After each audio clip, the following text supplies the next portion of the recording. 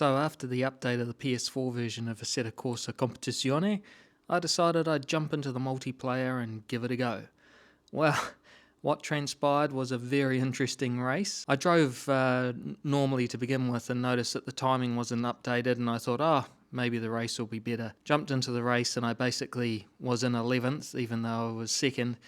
And I raced normally, and then I noticed with one off track, I never went off track. So I decided to play around a little bit, and here's the result. Well, I made the straight straighter by going straight across the S's, doing a little bit of lawn mowing and picking up a puncture for my trouble, which didn't seem to change. I decided that I'd follow Zero Racer as close as I could, so to speak.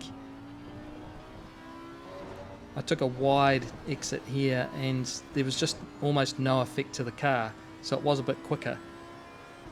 Zero Racer was 100% committed and doing some pretty fast lap times. I had a completely wrong setup on this car with horrible tyre pressures. Coming into this hairpin, I just went way too wide. But you can see that the track limits just aren't even there, right? So down the back straight here, I decided that on the left hand side there's a huge amount of runoff, and I could use that to my advantage. So as you can see, coming flying in, braking way early and into Misano track 2. So you could completely cut through this, well, extra bit of track. Had half decent grip. I just stayed behind Zero Racer because I didn't want to spoil his race, just in case something awesome happened and he got huge points for coming first. Did an extra tight apex there just to see if I could catch him up a little bit. 2 laps later, I was keen to try another track layout, so after the S's, there's this beauty, Misano track 3. It's a pretty tight exit because you're carrying a bit of speed, so you have to almost slow down quite a lot. Turbo boost activated. The race is actually finished, so this is the home lap.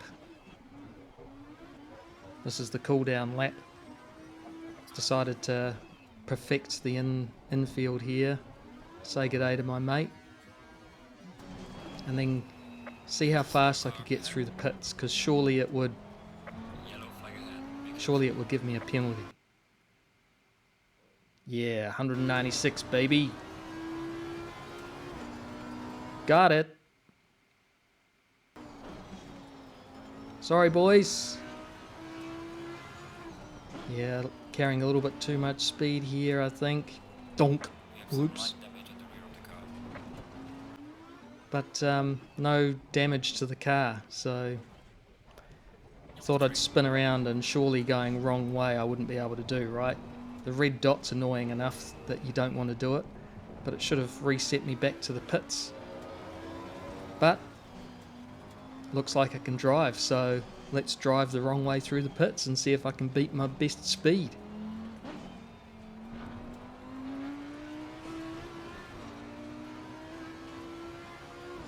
And we're beating it already. 2:17, nice work. Learnt my lesson, so I slowed down. Now the pit limiter kicks in because I've gone to first gear, but it's stuck. So pottering around at 49 is not fun, so activated the turbo boost. Back through the pits, I thought, well, the race just isn't finishing, so I'll pull into the pits, and it's literally a pit stop. So I thought, well, if it's a pit stop, then I could possibly reset the car, get some more fuel and go out again. So jumped into the setup and just reloaded the setup that I had, which was basically horrible. Full tank of gas. Let's see what happens. Sure enough, I could carry on. The timer's down to 0, but it looks like I'd be able to go out and drive. So I've kind of had enough. See you later.